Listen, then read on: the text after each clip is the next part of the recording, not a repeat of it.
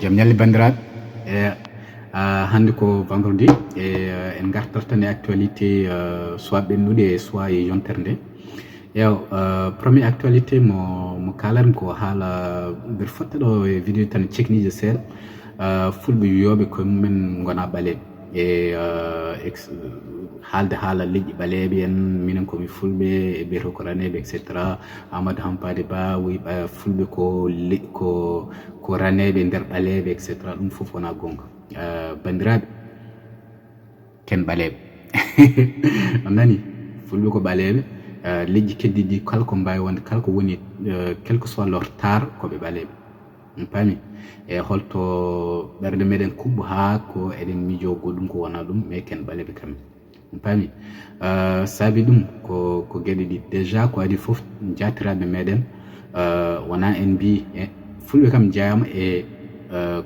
ko wiyete ancien Égypte ko et oɗon neesu on a participé à ça, on a créé cette nation là kadi en laamima et on nation on a laissé des traces indélébiles par rapport à ça wittoji fof kolliti ɗum et banggue goɗɗo plus tard woni appellation mort kadi tawama fulɓe nani hen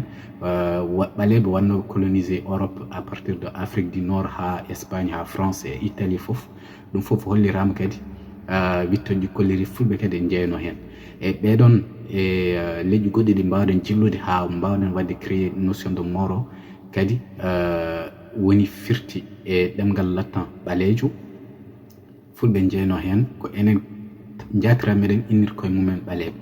on paami ɗum ko ɗiɗi e ɗo tarhi kadi ko hankadin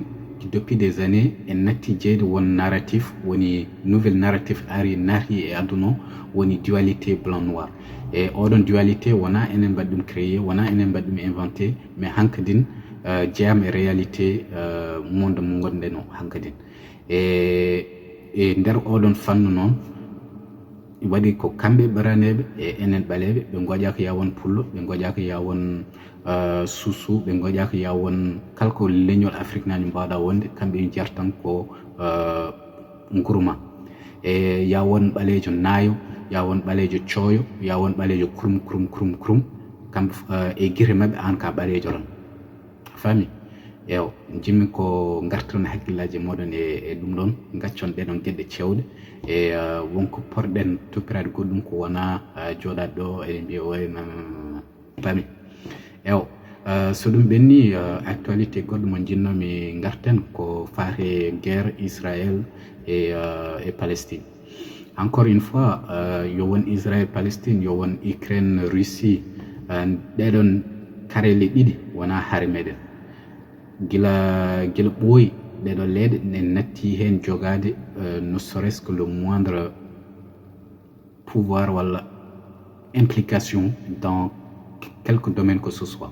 on paami e haɓoɓe ɓe wona ɓaleɓe kaɓar ko raneɓe e raneɓe on paami e haqqillaji mabɓe kadi c'est très clair guila fuɗɗode yo won les envahisseurs raneɓe arabe ɓe on paami ɓe eɓe gandi wona kamɓe jeeyi Palestine e kamɓe yahudanaɓe raneɓe ɓe kadi eɓe gandi wona kamɓe jeeyi Rome mais ils ont fait en sorte que de faire croire au monde entier ko kamɓe jeeyi ndiɗon leydi e soɓe ñamodira koye mabɓe gacciteɓe hen wona haaju meɗen jalte hen pareil banggue Russie Ukraine on jii koye moɗon ñiga nde guerre fuɗɗi nde ko nde doganno nde a faami onon fof on jii image uji ko ɓe mbaɗi priorité yimɓe fof ha heddi ɓaleɓe wonnoɓe e seeɗa e nder Ukraine et c'est la même chose qui se passe au Palestine yo won banggue Israël yo won banggue Palestine ɓe meeɗa wadde considéré ɓaleɓe e ndeɗo conflit kala ko gonɗon hen c'est ɓe mbiyata ɗum ko dommage collatéral donc poftine koye moɗon jalte ɗum wona haare moɗon wonko woɗi hen kadi goɗɗum ko ɓuuri ɗum ko wona ɗeɗo karel ɗen jeeya ɗi galana haydara e mbawna ɗum voilà ew ko ɓuuri musde gaccumi ɗum ko à la fin par ce que e meeɗa miijade meeɗa hoyɗude meeɗa wirtade haqqillam momi hersirni sababude leñolam quoi ko kewi sehil baɓe ɗeɗo balɗe ko ala ko ɓuuri ɗum hersinade ala ko ɓuri ɗum nefnade ala ko ɓuri ɗum jasde e ko mbaɗɗen ko mi yii yimɓe jasɓe leñol meɗen wonen les nègres de service eɗen nganndi ɗumen golle mumen mais ɗum fof ko ala fof leñol a tawata ɓeɗon yimɓe leñol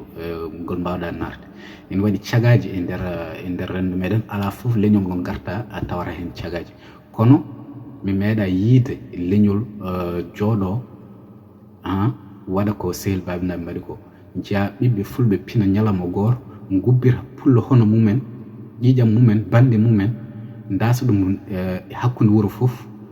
jaha beddoyo ɗum Allah ɗo beddi yimɓe sababude oɗon wona juuɗo bandiraɓe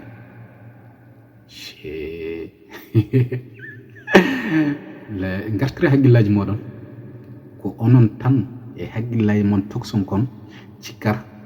ko diine ɓuri leñol moɗon ala fof to jaron ha jiyon ko way noon jeeyato Arabie Saoudite to kamɓe ɓe considéra koye maɓɓe ko saoudite avant koɓe considéra koye maɓɓe ko julɓe jeeye kalɗo mbawɗon yaade aduna ko noon tawaton ɗum donc bandiraɓe gartire haqqillaji moɗon diine o ko ɗo tawi pulago diine o ma yah kadi ko ɗo accar pulago ew on jaram bandiraɓe